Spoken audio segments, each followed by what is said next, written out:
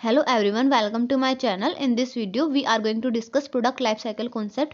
ये जो टॉपिक है एग्जाम पॉइंट ऑफ व्यू से बहुत ज़्यादा ज़रूरी है क्योंकि हर बार एग्जाम में इसमें से क्वेश्चन जरूर आता है.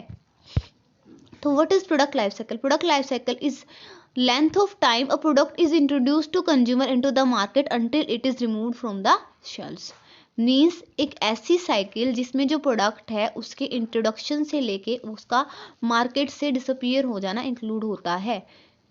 मीन्स जो हमारा जो प्रोडक्ट है वो डिफरेंट स्टेजेस से गुजरता है. जब वो मार्केट में एंटर करता है पहले उसका इंट्रोडक्शन होता है, फिर जो है कस्टमर उससे अवेयर हो जाते हैं, सेल्स इंक्रीज होनी स्टार्ट हो जाती है, फिर वो एक पीक पर आ जाता है उसकी सेल और फिर वो डिक्लाइन करना स्टार्ट कर देता है, मार्केट से डिसअपीयर होना स्टार्ट कर देता है. ये जो कॉन्सेप्ट है प्रोडक्ट लाइफ साइकिल कॉन्सेप्ट, ये मैनेजमेंट और मार्केटिंग एक्सपर्ट्स यूज़ करते हैं ये डिसाइड करने में कि कब क्या करना है, कब हमें एडवर्टाइजिंग इंक्रीज करनी है, कब हमें प्रमोशन एक्सपेंसेस ज़्यादा करने हैं, कब हमें क्या प्राइस कब कैसे डिसाइड करना है, कब हमें प्रोडक्ट के फीचर्स में चेंज करना है, कब हमें उसकी पैकेजिंग को रिडिज़ाइन करना है, कब हमें नए मार्केट सेगमेंट्स में एंटर होना है. इन सभी डिसीजंस को लेने के लिए, मार्केट में स्टे करने के लिए प्रोडक्ट लाइफ साइकिल कॉन्सेप्ट की अंडरस्टैंडिंग होना बहुत ज़्यादा ज़रूरी है. तो प्रोडक्ट लाइफ साइकिल कॉन्सेप्ट है क्या? प्रोडक्ट लाइफ साइकिल कॉन्सेप्ट एक कॉन्सेप्ट है जो कि थेडोरे लेविट जो अमेरिकन इकोनॉमिस्ट थे 1965 में दिया था. उन्होंने कहा था कि एक प्रोडक्ट को दूसरे प्रोडक्ट से रिप्लेस करना, नए उसमें मॉडिफिकेशन करना और सोसाइटी की नई नीड्स को मीट करना बहुत ज़्यादा ज़रूरी है. तो जो ओल्ड प्रोडक्ट है उसको नए प्रोडक्ट से रिप्लेस करना ही हमारा क्या है, product life cycle concept. Product life cycle concept क्या कहता है? हर जो प्रोडक्ट है उसकी लिमिटेड लाइफ है. वो चाहे कोई भी प्रोडक्ट चाहे कितना ही अच्छा हो, कितनी ही उसकी अच्छी क्वालिटी हो, वो कितना ही पॉपुलर हो, वो एक ना एक दिन मार्केट से जाएगा, मार्केट से डिसअपीयर होगा. तो जो प्रोडक्ट लाइफ साइकिल है हमारी, उसमें 4 स्टेजेस होती हैं: इंट्रोडक्शन स्टेज, ग्रोथ स्टेज और मैच्योरिटी एंड डिक्लाइन स्टेज. हम लोग इन सारे स्टेजेस को अच्छे से डिटेल में देखेंगे और उनकी जो स्ट्रेटजीज हमें मार्केटिंग स्ट्रेटजी हम लोग यूज़ करते हैं वो भी देखेंगे साथ साथ. तो ये देखिए डायग्राम्स. इस डायग्राम में introduction, growth, maturity, decline 3 stages हैं. सेल्स जो है इंट्रोडक्शन स्टेज के ऊपर धीरे धीरे इंक्रीज हो रही है, ग्रोथ स्टेज में ग्रेजुअल इंक्रीज हो रही है, मैच्योरिटी में स्टेज जो है एकदम स्टेबल है और डेक्लाइन में सेल्स जो है हमारी डेक्लाइन हो रही है. तो हमारा जो फर्स्ट स्टेज है इंट्रोडक्शन, इंट्रोडक्शन में क्या होता है? जो प्रोडक्ट लाइफ साइकिल की फर्स्ट स्टेज होती है, जब कोई भी प्रोडक्ट डेवलप होता है तो हमारा सबसे पहला काम क्या होता है? डेवलप करने के बाद उसको मार्केट में उतारना, उसको मार्केट में इंट्रोड्यूस करना. इस स्टेज में प्रोडक्ट जो है नया नया मार्केट में आता है और पहली बार आता है. फीचर्स क्या क्या होते हैं? इस स्टेज के ऊपर जो सेल्स होती है हमारी वो बहुत ज़्यादा स्लो होती हैं क्योंकि कंज्यूमर जो है उसको हमारे प्रोडक्ट के बारे में अभी पता नहीं है. हम लोग अभी डिमांड क्रिएट कर रहे हैं, डिमांड अभी बनी नहीं है. Uncertainty whether product will grab the market और नॉट. हमें बिल्कुल नहीं पता है, अनसर्टेनिटी है कि हमारा प्रोडक्ट मार्केट में चलेगा या फिर नहीं चलेगा. So much advertising and promotional expenses, बहुत सारे एडवर्टाइजिंग और प्रमोशनल एक्सपेंसेस हमें करने होते हैं कस्टमर को अवेयर कराने के लिए क्योंकि नया नया प्रोडक्ट हमने मार्केट में उतारा है. नो और लो प्रॉफिट, इस स्टेज के ऊपर प्रॉफिट या तो नहीं होते हैं या फिर प्रॉफिट बहुत ज़्यादा कम होते हैं क्योंकि हमारा जो प्रोडक्शन है वो कम होता है. प्रोडक्शन जब हम कम होता है तो हम इकोनॉमिक्स में पढ़ चुके हैं, जब प्रोडक्शन कम होता है तो जो कॉस्ट है हमारी ज़्यादा आती है. कॉस्ट ज़्यादा आएगी तो हमारा प्रॉफिट जो ऑटोमेटिकली कम होगा. ओनली फ्यू कॉम्पिटिटर्स, अभी प्रोडक्ट हमारा नया नया ही मार्केट में आया है तो उसकी जैसी सेम जो डुप्लीकेट कॉपीज़ होती हैं उसके जैसे जो प्रोडक्ट होते हैं सिमिलर वो अभी मार्केट में कम ही हैं या फिर नहीं आए हैं. इस स्टेज के ऊपर हम लोग 4 स्ट्रेटजीज यूज़ कर सकते हैं: rapid skimming, slow skimming, rapid penetration and slow penetration. Rapid skimming strategy में हम लोग क्या करते हैं? प्रोडक्ट को हाई प्राइस पे और हाई प्रमोशनल एक्सपेंसेस पे मार्केट में इंट्रोड्यूस करते हैं. ये जो स्ट्रेटजी है ये अच्छी है क्योंकि जो मार्केटर है वो ये सोच रहा है कि जो प्रोडक्ट है अब मार्केट में नया नया आया है, कंज्यूमर प्रोडक्ट के रिगार्डिंग अवेयर नहीं है, तो हम लोग जो प्राइस चार्ज करना चाहते हैं वो चार्ज कर सकते हैं और जितना भी हमारे एक्सपेंसेस हुए हैं उनको कवर कर सकते हैं क्योंकि फ्यूचर में जो कॉम्पिटिटर्स आ जाएंगे नए नए और हमारे लिए मुश्किल होगा अपना जो खर्चा हमने इस पर किया है उसको निकालना और प्रॉफिट्स अर्न करना. उसके बाद आती है हमारी स्लो स्कीमिंग। स्लो स्कीमिंग में हम लोग क्या करते हैं, प्रोडक्ट को हाई प्राइस पे इंट्रोड्यूस करते हैं मार्केट में और प्रमोशनल जो एक्सपेंसेस हैं उनको कम रखते हैं। ये जो स्ट्रेटजी है हम लोग तब यूज़ करते हैं जब हमारा जो कस्टमर है वो हमारे प्रोडक्ट के रिगार्डिंग अच्छे से अवेयर है, हमारी जो कंपनी है उसकी जो है एक अच्छी पोजीशन है मार्केट में, वो कोई भी नया प्रोडक्ट उतारती है तो जो कस्टमर है उसको इतनी ज़्यादा उससे कनेक्टेड है कि वो डायरेक्टली उसका प्रोडक्ट जो है बिना किसी एक्सपेंस के ज़्यादा बाय कर लेते हैं।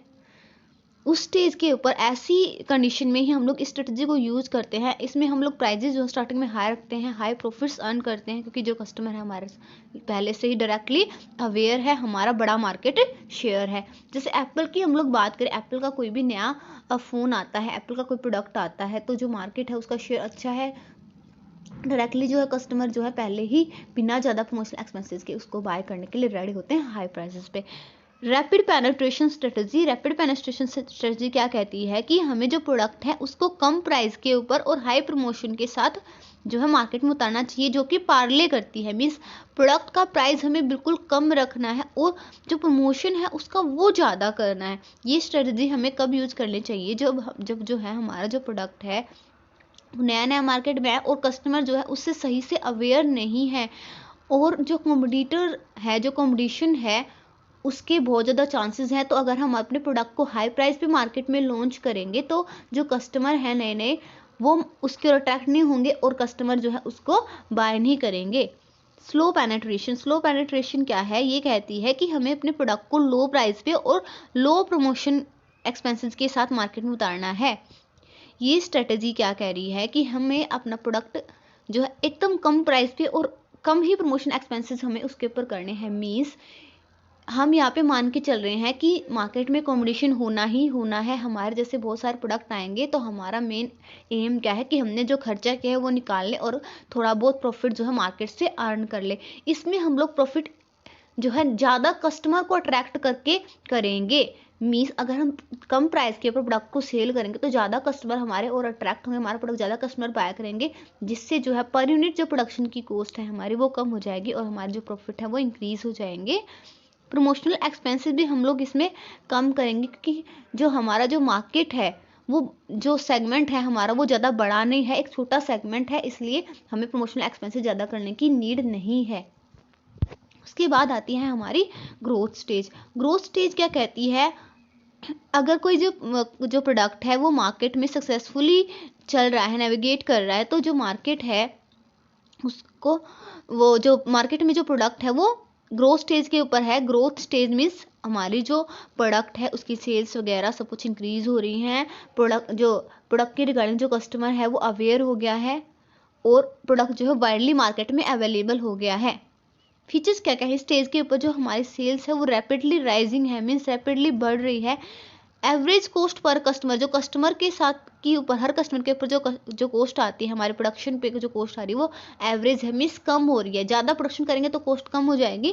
प्रॉफिट्स आर राइजिंग, प्रॉफिट्स हमारे बढ़ रहे हैं। कॉम्पिटिटर्स आर ग्रोइंग, अब हमारे जो प्रोडक्ट है उसके जैसे बहुत सारे प्रोडक्ट मार्केट में आना स्टार्ट हो गए हैं। मास एडवर्टाइजिंग, एडवर्टाइजिंग जो है हम यहाँ पे मास एडवर्टाइजिंग यूज़ करें। पहले वाले स्टेज में हम लोग एडवर्टाइजिंग तो यूज़ कर रहे थे लेकिन हम लोग कम जो मास मीडिया को यूज़ नहीं करते। इसमें हम जो है टेलीविज़न वगैरह, रेडियो वगैरह, इनके ऊपर जो बड़े लेवल पे जो एडवर्टाइजिंग होती है उसको यूज़ करना स्टार्ट कर देते हैं। स्ट्रेटजीज क्या क्या होती हैं हमारे स्टेज पे, क्वालिटी इंप्रूवमेंट मीन्स इस स्टेज के ऊपर हम लोग अपने प्रोडक्ट की क्वालिटी को इंप्रूव कर सकते हैं क्योंकि कॉम्पिटिटर्स जो है ज़्यादा हो रहे हैं। Entering in new market segments, हम लोग नए नए मार्केट सेगमेंट में एंटर करना स्टार्ट कर देते हैं इस स्टेज के ऊपर। मीन्स जैसे अगर कोई जो प्रोडक्ट है वो एल्डर्स के लिए था, अब हम लोग उसी प्रोडक्ट को थोड़ा सा उसमें थोड़ी चेंजिंग कैलकुलेशन करके उसको चिल्ड्रन के लिए भी आगे बना सकते हैं। Widening distribution network, distribution network को हम लोग वाइड कर सकते हैं। जैसे पहले हम लोग सिर्फ ऑनलाइन सेल कर रहे थे, अब हम उसको डायरेक्ट जो है मार्केट में सेल कर सकते हैं, होलसेल रिटेलर के थ्रू या फिर एजेंट्स के थ्रू हम लोग मार्केट में जो है उसको सेल करना स्टार्ट कर सकते हैं। Low prices and high promotional expenses, mass advertising, जो प्राइजेस हैं हम उनको कम करेंगे और प्रमोशनल एक्सपेंसेस को ज़्यादा करेंगे और मास एडवर्टाइजिंग का यूज़ करके, क्योंकि इस स्टेज के ऊपर जो हमारा जो कंपटीशन है वो इंक्रीज़ हो रहा है तो अपने कॉम्पिटिटर को स्टॉप करने के लिए, मार्केट में एंटर करने के लिए हमें अपने प्रोडक्ट का प्राइस कम कर देना चाहिए और प्रमोशनल एक्सपेंसेस को बढ़ा देना चाहिए। उसके बाद आती है हमारी maturity stage. Maturity stage name ही सजेस्ट कर रहा है प्रोडक्ट जो है हमारा मैच्योरिटी की स्टेज के ऊपर है, मीन्स सब कुछ पीक पे आ गया है।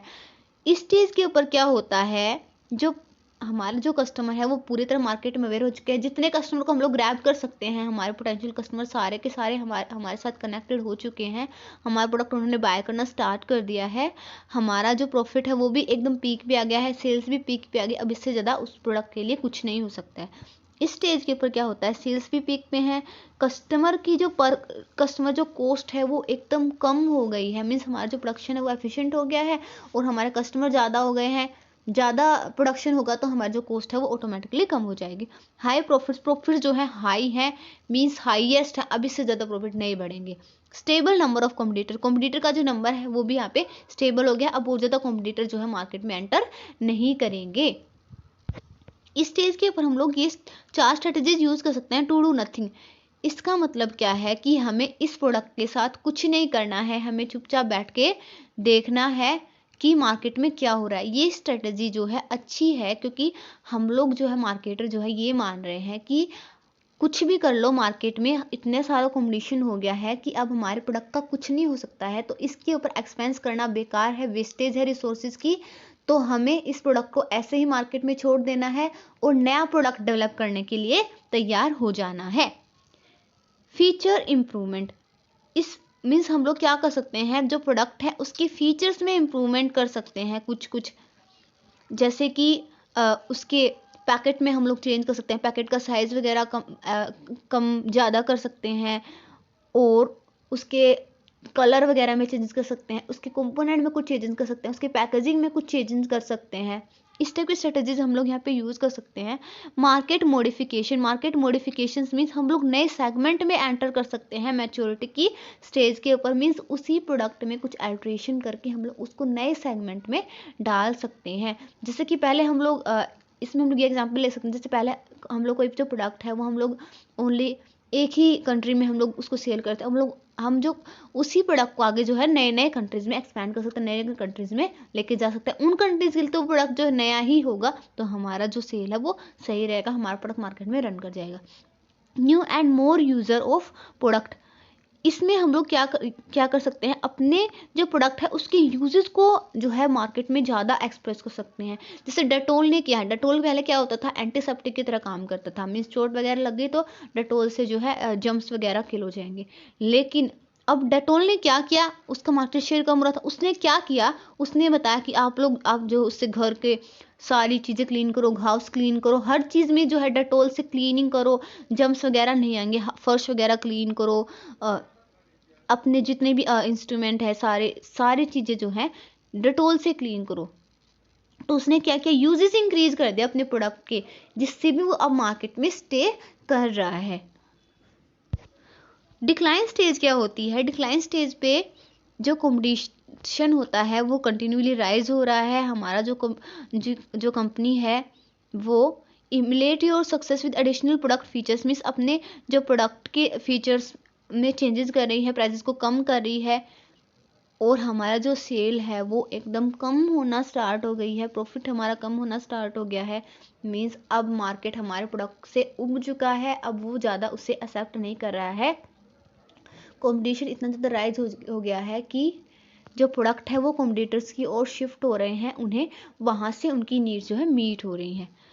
इस स्टेज के ऊपर जो सेल्स हमारी डिक्लाइन हो रही है, प्रॉफिट्स कम हो रहे हैं, कंपटीशन जो है वो भी कम हो रहा है कुछ लेवल तक, और प्रमोशनल एक्सपेंसेस भी हम लोग यहाँ पे कम करते हैं, मीन्स हमें जो मार्केटर हमको पता है कि इससे आगे कुछ नहीं हो सकता है। स्ट्रेटजीज क्या क्या है हमारे डिक्लाइन स्टेज के ऊपर, हम लोग डिक्लाइन स्टेज के ऊपर 3 काम कर सकते हैं, या तो हम लोग अपने ओरिजिनल प्रोडक्ट के साथ कंटिन्यू करें, मीन्स उसी प्रोडक्ट को मार्केट में रन करते रहें, या जैसे कि हम लोग इस प्रोडक्ट में जो हमने मैच्योरिटी में पढ़ा था उनके यूजेस वगैरह को एक्सप्रेस करके, ज़्यादा एडवर्टाइजिंग करके, ब्रांड अवेयरनेस बढ़ा के, उसको डिफरेंटली पोजिशनेट करके मार्केट में, इस तरह से हम लोग अब इसी ओरिजिनल प्रोडक्ट के साथ मार्केट में कंटिन्यू कर सकते हैं। ड्रॉप द प्रोडक्ट मीन्स हम लोग उस प्रोडक्ट को सेल कर सकते हैं, जो भी हमारा सिस्टम है, हमारे फैक्ट्री है, उसको किसी और को सेल कर सकते हैं। New continue product with improvements means इसी प्रोडक्ट में कुछ इम्प्रूवमेंट करके हम लोग आगे मार्केट में उसको शेयर कर सकते हैं। जैसे उसके फीचर्स में कुछ इम्प्रूवमेंट हमने कर दिया, उसके साइज़ में कुछ इम्प्रूवमेंट कर दिया। जैसे आईफोन की हम बात करें, एप्पल के आईफोन कितने सारे टाइम टू टाइम वर्जन्स आते रहते हैं, तो इस तरह हम लोग प्रोडक्ट तो आईफोन ही है, तो हम लोग उसमें इम्प्रूवमेंट कर करके धीरे धीरे जो है मार्केट में स्टे कर सकते हैं। Thank you all. Thank you for watching my video. If you like the video, don't forget to like, subscribe and comment on my channel. And if you have any query in this topic, you can tell me in the comment section. I will clear it.